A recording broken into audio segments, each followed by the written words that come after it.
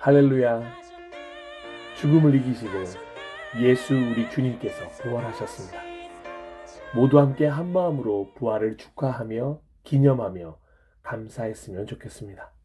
그리고 그 부활이 이제 나의 삶이 되어 모든 죽어 있는 것들을 살리는, 살아나서 살리는 삶을 살기를 간절히 소망합니다. 오늘 부활주일 저희 살아나서 살리는 교회에 주시는 하나님의 음성은 빌립보서 3장 10절을 본문으로 하여 내가 바라는 것은 이라는 제목의 말씀입니다. 먼저 세 번역으로 준비된 본문을 함께 읽어보도록 하겠습니다. 내가 바라는 것은 그리스도를 알고 그분의 부활의 능력을 깨닫고 그분의 고난에 동참하여 그분의 죽으심을 본받는 것입니다. 아멘. 대부분의 사람들은 실제로 죽었다가 다시 살아나 본 적이 없기에 부활이라는 것이 무엇인지 설명하기는 쉽지가 않을 것입니다. 그저 글로만, 설명으로만 이런 것이다 말할 수 있는 것이지 실제 경험을 통해 내린 정의는 아닙니다. 그래서 부활은 무엇인가 신비의 영역이 분명합니다. 가끔씩 천국을 다녀온 분이라던가 지옥에 다녀온 분이 있다고 해서 그 영상을 찾아서 보았지만 너무 허무맹랑해서 오히려 반감만 생길 때가 많았습니다. 진짜 죽지 않았기 때문입니다. 진짜 죽음이 아니니 당연히 부활도 진짜 일리가 없습니다. 실제로 죽음을 경험한다는 것이 너무도 두려운 존재가 바로 우리들의 자화상입니다. 그 누가 죽음 앞에서 초연할 수 있겠습니까? 그 누가 자신이 가야 할 길이 죽음의 길이라는 것을 알고도 담담하게 걸어갈 수 있겠습니까? 그런데 부활은 반드시 죽음이 있은 후에야 일어나는 일이니 먼저 죽는 것이 너무도 중요한 선행 조건이 됩니다. 그래서 부활을 생각하기 이전에 죽음에 대해서 먼저 생각하게 되는 것입니다. 오늘 우리 모두에게 부활이 무엇인지 죽음과 부활을 직접 경험하신 후 말씀해 주시는 분이 계십니다. 자신이 가야 할 길이 죽음의 길이었음을 알고도 초연하게 담대히 그 길을 가셨던 분이 계십니다. 종려나무 가지를 흔드는 사람들의 환호성이 곧 자신을 향한 비난과 저주와 고함으로 돌아올 것을 다 알고 계셨기에 묵묵히 예루살렘에 입성하셔서 자신이 해야 할 일을 하십니다. 사람들의 시선을 신경 쓰신 것이 아니라 하나님의 뜻에 순종하셨습니다. 하지만 죽음을 앞두고 근심하며 괴로워하는 인간적인 모습을 보이기도 하였습니다. 눈물의 동산에서 아무것도 모른 채 피곤함에 빠져 잠들어 있는 제자들을 보면서 담담하게 부활을 말씀하셨습니다. 그리고 내려오셔서 잡히셨고 온갖 고초와 순환을 당하시고 십자가에 달리셨습니다. 그렇게 십자가에 달리신 예수님은 우리의 모든 죄를 대신 지시고 물과 피를 쏟으셨습니다. 그리고 하늘을 울리며 두 번 큰 소리를 외치시고는 숨을 거두셨습니다. 완전히 죽었습니다. 하나님의 아들 메시아 예수님은 죽었습니다. 마태복음 27장 50절의 기록입니다. 예수께서 다시 큰 소리로 외치시고 숨을 거두셨다. 그래서 십자가 주변에 모여있던 자들은 모두 이제 예수님을 과거의 역사 속의 한 인물로 평가하기 시작했습니다. 죽었기 때문입니다. 다시는 돌아오지 못할 길을 갔기 때문입니다. 그도 그럴 것이 예수님은 당장 부활하지 않으셨습니다. 이틀이 지나도록 무덤에 머물러 부활의 소식은 들려오지 않았습니다. 마지막까지 부활에 대한 믿음을 가지고 있던 이들이 있었을지 모르지만 이젠 다 포기하기에 이르렀습니다. 죽고 나서 바로 부활하면 모를까 시간이 흘러도 부활의 소식은 없었습니다. 그렇게 예수님은 완전히 죽으셨습니다. 오늘 본문의 첫 구절처럼 말씀의 제목대로 내가 바라는 것 첫 번째가 바로 이렇게 십자가에서 죽으신 그리스도에 대해서 아는 것입니다. 부활하신 예수님 이전에 독생자 아들로서 이 땅에 오시고 공생애의 삶을 사시다 우리를 위해 십자가에서 죽으신 그 예수 그리스도를 알기 원합니다. 잘 아시는 것처럼 여기서 그리스도를 안다는 것은 지식이 아닙니다. 나의 경험으로 모든 것 다하여서 믿음으로 실제로 진짜로 안다는 것입니다. 빌립보서 3장 10절 이렇게 시작하지 않습니까? 내가 바라는 것은 그리스도를 알고. 아멘. 부활주일 아침 제가 간절히 바라는 것은 그리스도를 아는 것입니다. 오늘 완전히 새롭게 다시금 알기를 소망합니다. 몇십 년 동안 알아왔던 예수 그리스도를 오늘 더욱 넓고 깊고 새롭게 알고 싶습니다. 나를 위해 이 땅에 오셨고 나를 위해 죽으신, 나를 너무도 사랑하신 그 발걸음 하나하나 다시금 초심으로 돌아가 제 마음속에 각인하고 싶습니다. 스마트폰 하나도 새로 나오는 것이 있으면 우리는 그것이 어떤 성능을 가졌는지 알아가고자 무던히도 노력합니다. 사실 그 전 기기와 큰 차이가 없음에도 불구하고 작은 변화이지만 새 것이 더 큰 변화처럼 느껴지곤 합니다. 새롭게 사귄 친구에 대해서 알아가는 재미는 우리의 삶을 더 활력 있게 만들어갑니다. 사실 알아가다 보면 크게 다른 점을 느끼지 못하는 것이 사실이지만 새로운 친구를 통해 삶의 소소한 재미를 느끼곤 합니다. 이렇듯 무엇인가를 알아간다는 것은 우리의 삶을 행복하고 윤택하게 만듭니다. 그 중에 최고가 바로 예수 그리스도를 알아가는 것입니다. 주님을 알면 알수록, 알아가면 알아갈수록 마치 깊이를 가늠할 수 없는 깊은 바다처럼 우리를 충만하고 풍부하고 넓게 만들기 때문입니다. 그래서 이 찬송가 가사가 너무도 좋습니다. 내 평생의 소원, 내 평생의 소원, 대속해 주신 사랑을 간절히 알기 원하네. 아멘. 그냥 알고 싶은 게 아니라 정말 간절히 알기를 소망합니다. 부활주일, 오늘부터라도 다시금 멈춰있던 예수 그리스도를 알아가고자 하는 마음에 시동을 걸었으면 좋겠습니다. 그래서 오늘 빌립보서 본문 이전에 바울은 이렇게 고백했는지도 모르겠습니다. 빌립보서 3장 7절에서 8절 말씀을 한번 보겠습니다.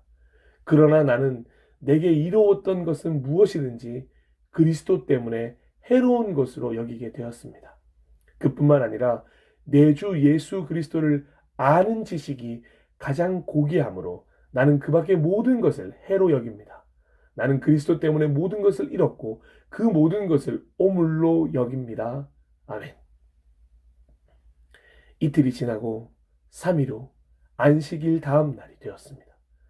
그런데 놀랍게도 모두가 역사의 뒤안길로 사라진 줄 알았던 예수 그리스도의 부활 소식이 들려오기 시작했습니다. 특정 인물, 특정 장소에만 부활하신 주님께서 나타나신 것이 아니었습니다. 부활이 거짓이 아니었다는 것입니다. 부활은 실제로 일어난 사건입니다. 믿음으로 고백하는 그것이 아닙니다. 고린도전서 15장 4절에서 6절 말씀입니다.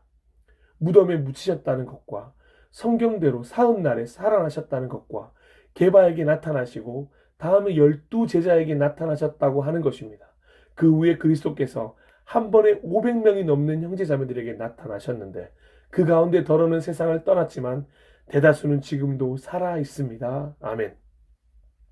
하나님에 의해 일으켜져 부활하신 예수 그리스도는 친히 부활의 첫 열매가 되셨습니다.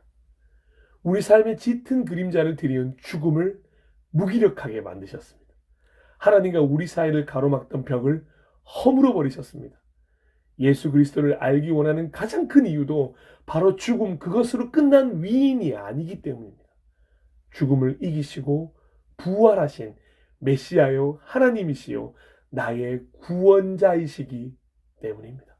그러니 부활하신 예수 그리스도에 대해서 어찌 우리가 외면할 수 있다는 말입니까? 예수님의 죽음이 그리고 부활이 우리에게 어떤 의미인지 알지 못한다면 우리의 삶이 무슨 소용이 있겠습니까?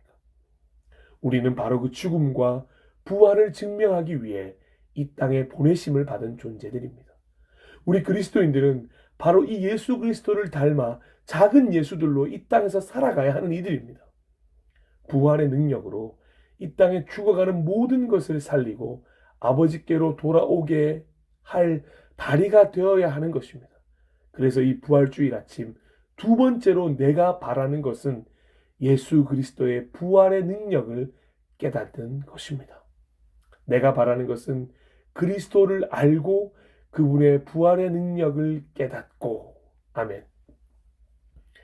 그리스도를 알아가면 갈수록 그분의 부활의 능력을 깨달을 수밖에 없습니다. 예수님이 부활하셨다는 것이 어떤 의미인지 알고 싶다면 말로 설명할 필요 없이 제자들의 발걸음을 천천히 뒤따라 가보면 알 수 있습니다. 삶이 180도 완전히 변해버린 제자들을 통하여 복음이 퍼져나가기 시작했습니다. 죽어있는 것들이 살아나기 시작했고 회복되기 시작했고 꽃이 피기 시작했고 열매 맺기 시작했습니다. 그리고 말씀을 듣는 바로 당신에게까지 전해져 무기력하고 의미 없는 삶이 빛과 소금으로 완전히 바뀌는 일이 일어나게 되는 것입니다. 무의미에서 특별함이 되는 순간을 허락하시는 것입니다. 부활의 능력을 깨달을수록 사랑할 수밖에 없습니다. 십자가가 사랑이었고 대신하여 죽으신 죽음이 사랑이었고 부활이 사랑이기 때문입니다. 그러니 부활 이후의 모든 삶은 사랑을 빼고서는 이야기할 수가 없는 것입니다. 그리스도를 알아가는 것이, 부활의 능력을 깨닫는 것이 그저 알므로만 끝내지 않게 해주는 것이 바로 사랑이기 때문입니다. 고린도전서 13장 2절 말씀입니다. 내가 예언하는 능력을 가지고 있을지라도, 또 모든 비밀과 모든 지식을 가지고 있을지라도, 또 산을 옮길 만한 모든 믿음을 가지고 있을지라도 사랑이 없으면 아무것도 아닙니다. 아멘. 사랑하고 존경하고 축복하는 예배자 여러분, 그리스도를 알고 부활의 능력을 깨달았다면 우리 이제 사랑하며 살아갑시다. 하나님의 그 사랑으로, 예수 그리스도의 그 사랑으로 성령님의 도우심을 힘입어 내 이웃을 내 몸과 같이 사랑하며 사랑의 씨앗을 뿌리며 살아가는 그리스도인들이 되기를 간절히 바라봅니다. 희생이 따를 것입니다. 아픔도 따를 것입니다. 때론 사랑하다가 실망이 찾아올 것이며 절망의 순간도 찾아올 것입니다.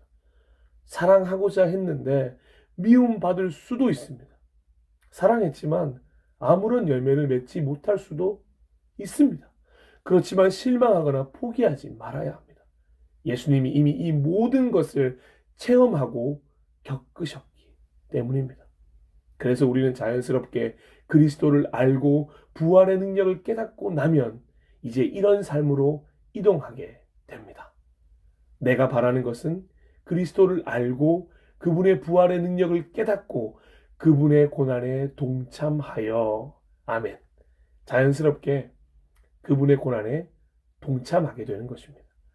일찌감치 예수님이 말씀하셨던 그 제자의 길이 이제는 시작이 되는 것입니다. 진짜 부활주의를 믿음으로 보낸 이들이라면 지금 이 순간 이후의 모든 삶은 이제 제자로서 완전히 새롭게 세팅되어야 하는 것입니다. 누가복음 9장 23절에서 24절 말씀입니다. 그리고 예수께서 모든 사람에게 말씀하셨다. 나를 따라오려는 사람은 자기를 부인하고 날마다 자기 십자가를 지고 나를 따라오너라. 누구든지 제 목숨을 구하려고 하는 사람은 잃을 것이요 누구든지 나를 위하여 제 목숨을 잃는 사람은 목숨을 구할 것이다. 아멘. 사실 그리스도를 아는 것까지는 최선을 다하고 부활의 능력을 깨닫는 것까지는 이론일 수 있습니다. 하지만 고난에 동참하는 것부터는 실전이라고 할 수 있습니다. 그래서 많은 이들이 이론에 머물다가 돌아가기도 하는 것입니다. 그래서 세 번째로 부활주일 아침 내가 바라는 것은 그분의 고난에 동참하는 것입니다. 실제적으로 주님 가신 그 길을 나도 함께 걷기를 소망하는 것입니다. 십자가 그 영광의 길을 걷고자 결심하고 실제로 걷는 것입니다. 아무리 힘들어도 삶으로 살아내는 것입니다. 알면서 멈추지 않도록 황소 걸음이라도 전진해 나가는 것입니다. 두렵지 않다면 거짓말입니다. 솔직히 두렵습니다. 살아낸다는 것이 얼마나 힘든 것인지 믿음의 선배들을 통해 간접적으로나마 체험했기 때문입니다. 이제는 나의 차례라고 말씀하시면 한 걸음씩 발을 떼긴 하지만 두려운 게 사실입니다. 그래도 살아가 보려고 합니다. 두려워도 가보려고 합니다. 여호수아와 갈렙처럼 하나님만 의지하고 그분의 고난에 동참해 보고자 결심하는 부활주일 아침이 되었으면 좋겠습니다. 즐거운 길이 될 것입니다. 먼저 그 길을 갔던 베드로 역시 우리를 권면하고 있습니다. 베드로전서 4장 12절에서 13절입니다. 사랑하는 여러분, 여러분을 시험하려고 시련의 불길이 여러분 가운데 일어나더라도 무슨 이상한 일이나 생긴 것처럼 놀라지 마십시오. 그만큼 여러분은 그리스도의 고난에 동참하는 것이니 기뻐하십시오. 그러면 그의 영광이 나타날 때에 여러분은 또한 기뻐 뛰며 즐거워하게 될 것입니다. 아멘. 이렇게 그리스도를 알아가고 부활의 능력을 깨닫고 그분의 고난에 동참함으로 결국 내가 가장 바라던 그 소원에 이르게 됩니다. 이것이 바로 부활주일 아침 내가 바라는 것 마지막입니다. 바울처럼 제 삶 끝에도 이 고백이 있었으면 좋겠습니다.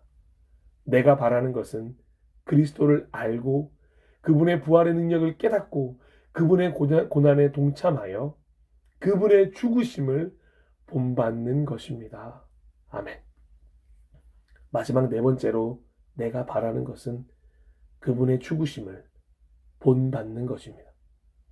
그리스도를 아는 것에서 멈추지 않고 그분의 부활의 능력을 깨닫는 것에서 멈추지 않고 그분의 고난에 동참하는 것에서 멈추지 않고 그분의 죽으심을 본받는 삶을 살고 싶습니다.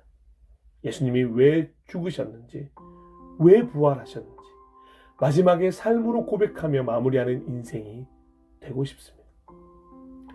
솔직히 말씀드리자면 아직 그분의 죽으심을 본받는다는 그 놀라운 경지에 대해서 잘 알지 못합니다.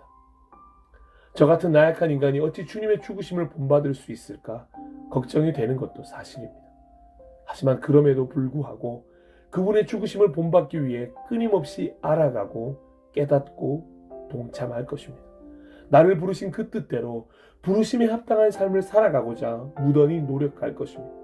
그리고 성령님의 도우심을 구하고 하나님의 긍휼을 구할 것입니다.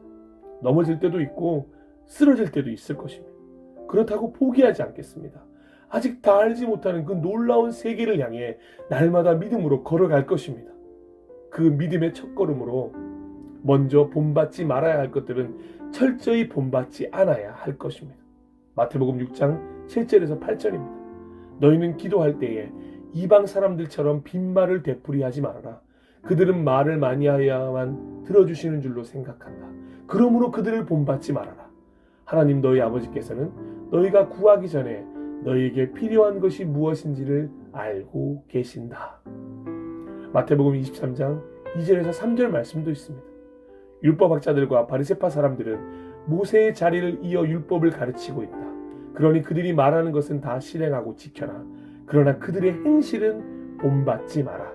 그들은 말만 하고 실행하지는 않는다. 로마서 12장 2절 말씀도 있습니다. 여러분은 이 시대의 풍조를 본받지 말고 마음을 새롭게 함으로 변화를 받아서 하나님의 선하시고 기뻐하시고 완전하신 뜻이 무엇인지를 분별하도록 하십시오.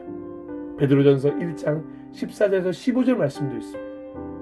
너희가 순종하는 자식처럼 전에 알지 못할 때에 따르던 너희 사욕을 본받지 말고 오직 너희를 부르신 거룩한 이처럼 너희도 모든 행실에 거룩한 자가 되라. 마지막 한 구절 더요. 요한 3서 1장 11절입니다.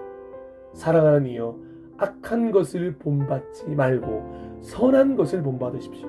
선한 일을 하는 사람은 하나님에게서 난 사람이고 악한 일을 하는 사람은 하나님을 뵙지 못한 사람입니다. 아멘. 사랑하고 존경하고 축복하는 예배자 여러분, 부활주일 제가 바라는 것은, 우리가 함께 바랬으면 하는 것은 이렇게 네 가지입니다. 예수 그리스도를 알고 그분의 부활의 능력을 깨닫고 그분의 고난에 동참하여 그분의 죽으심을 본받는 것입니다. 이 소망이 그저 소망으로만 끝나지 않도록 부활 그 후에 달라진 모든 것처럼 저 역시 달라진 삶을 살기를 결심합니다. 그것이 오늘 2022년 부활주의를 보내는 저에게 하시는 하나님의 말씀이리라 믿습니다. 저뿐만 아니라 여러분들도 마찬가지로 초청하고 있습니다. 매해 똑같은 부활주일이 아니라 이젠 새로운 결심이 있는 귀한 부활주일이 되기를 소망해 봅니다. 마지막으로 골로새서 3장 10절 말씀입니다.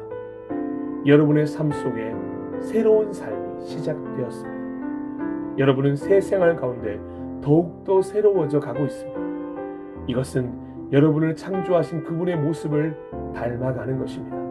이 삶 속에서 하나님을 아는 참된 지식이 점점 더 자라날 것입니다. 아멘. 잠시 함께 기도하도록 하겠습니다.